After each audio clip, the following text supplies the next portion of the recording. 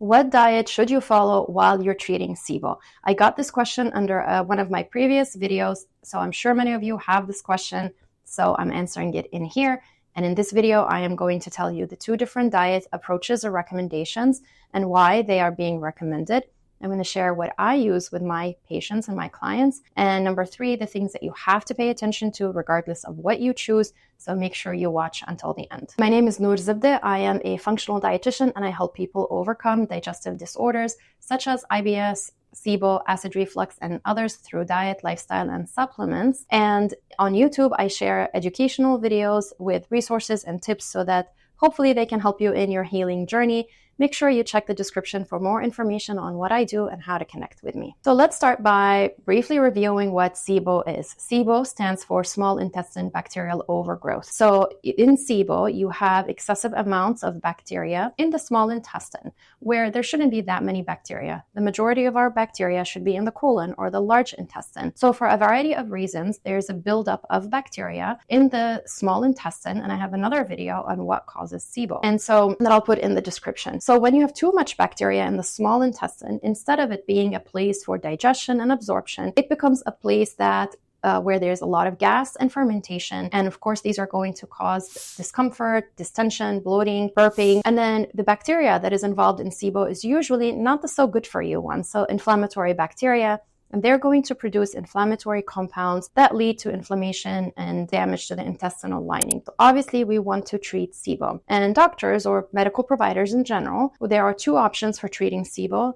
Typically, conventional medicine is using antibiotics. And then there are doctors, naturopathic providers, dietitians like myself and others who are using more herbal products. There are advantages and disadvantages to both approaches, and I'll do another video on that if you want more info on this in the comments. But today's video on what should you eat while you are treating SIBO. So the first recommendation about diet is to eat as much fiber as you want to eat. Carbohydrates, sugars, no limit, no restriction. In fact, eat a high fiber diet. And the rationale behind that recommendation is that some providers believe that this will make the bacteria more active and more fed, so the treatment will work better. In general, I haven't found a lot of research or evidence to support that, so it may make sense, but I don't know if that actually helps or not. The second diet recommendation is to follow a low fermentable, such as the low FODMAPs or a SIBO-specific diet. Now, in these diets, some providers claim that a low fermentable diet is going to starve the bacteria,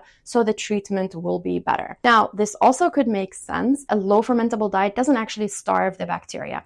The only way to starve the bacteria in SIBO as a modality for treating SIBO is the elemental diet. And that's a completely different approach. This is where you're going to be taking, if you choose that, so that's a third treatment option, you would need to take a special formula that has broken down sugars, broken down amino acids and fats where your gut is not digesting or doing anything at all. And that's the only way to truly starve the bacteria. So that's another option or treatment. An elemental diet is not the same as a low FODMAP or a low fermentable diet. However, there are benefits to following a low fermentable diet. And these are, number 1, it helps with symptoms relief. You know, when you're eating high fermentable diet while you have SIBO, while you're treating, will make you more uncomfortable. So I find that when people follow a low FODMAPs diet, they tend to feel better. They're more positive about the treatment. And we also know that the act of killing the bacteria, they will produce more endotoxins, and that's what we call die-off. And so sometimes the die-off looks like gas and bloating and SIBO symptoms. So if you're eating a lot of fiber, a lot of carbohydrates, the bacteria are fermenting, and there is die-off, then it will be a very uncomfortable process. So following a low fermentable diet will make it symptoms easier to tolerate, and it will be usually helps patients stick with the plan. Studies also find that a low FODMAP diet helps improve quality of life and reduce depression and anxiety. Other studies find that a low fermentable diet or low FODMAPs helps reduce dysbiosis in the large intestine. Some studies find a low FODMAP diet help reduce leaky gut. Those studies found that people who followed the low FODMAPs had lower LPS levels, and LPS is lipoprotein saccharides, which are the toxins produced by those inflammatory bacteria. These people have lower IL-6, which is an inflammatory marker. They have lower serum zonulin levels.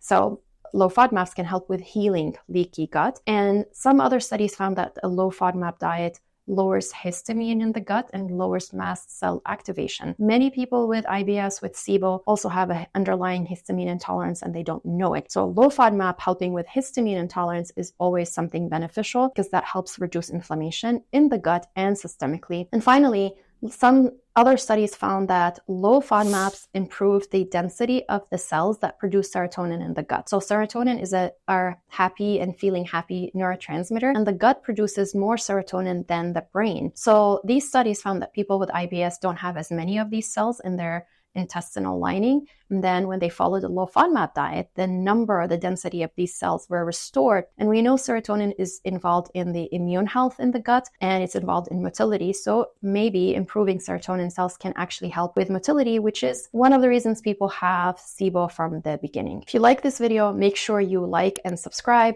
leave a comment, share with someone who needs it. When you do, that tells YouTube that this video is useful, and it will just show it to more people who are looking for this information that you just learned. What do I recommend when I'm working with my clients? If you haven't guessed already, I do recommend a low fermentable diet while we are trying to get rid of the SIBO.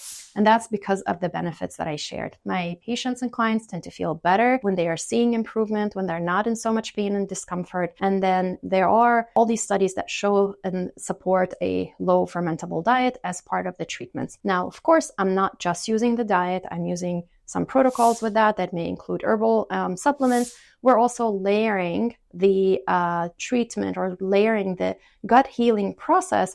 And there may be like probiotics and other support along the process. So it's not just the diet, but I find that it's a useful tool. I'm also addressing food sensitivities. And so it's part of a comprehensive approach. Now, what do you need to pay attention to when you make a decision for yourself? A few things to keep in mind. Any type of elimination diet creates a little bit of fear and anxiety for some people, not for everyone. But if you find that discussing or talking about removing certain foods from your diet triggers negative emotions in you, triggers anxiety and fear around food or excessive restrictions, then this might not be the right fit, because that would lead to nervous system dysregulation. It can put you in a fight or flight mode, and that's going to disrupt digestion and motility. We know this can lead to digestive issues. So in this case, you're just going to eat normally. And if that's the right thing for you, that's okay. From many studies, we find that eating regular diet, hopefully healthy diet, but not doing a low FODMAP diet is not going to make the treatment fail. So it's not going to make you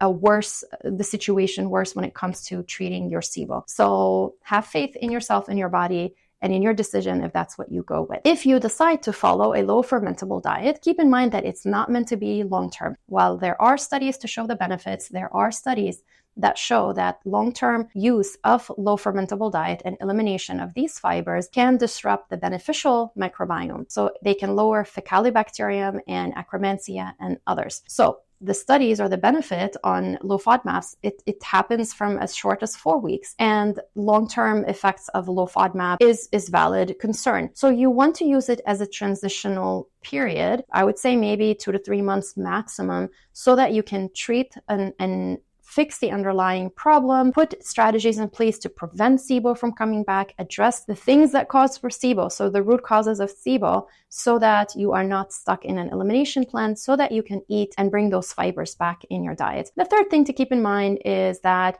you don't have to follow the diet very strictly. It's not an all or nothing approach. If you can follow the diet for 70% of the time, maybe you have a lot of work meetings, or you're traveling, or you have to go to school, or whatever reasons, if you're not able to follow it to the T, that's okay. You still get benefit from it, even if you follow it most of the time. I hope this is a helpful answer. Now, if you're looking for information on how to apply a low fermentable diet, what this diet looks like, and if you're looking for more resources and help with that, I've created the 21-day IBS relief plan, in which I share recipes, lists of foods to use that you can print, specific products that you can buy. And then I also have information on how to reintroduce the foods and modifications, whether you have diarrhea, constipation, or acid reflux. So you can check the link in the description so you can get full access to that and immediately. And if you're looking to work with someone, if you have SIBO, if it's stubborn, you're not getting the results that you want, if it keeps coming back, if the results are better on paper, but you're still feeling the symptoms, if you're confused and overwhelmed and you really need a comprehensive approach and you really are into the functional nutrition approach, connect with me through the links in the description. I work with people one-to-one and we can get you set up for an assessment session so we can help you move forward. I hope this was helpful. As I said, write your comments in or questions in the comments and I'll see you on the next video.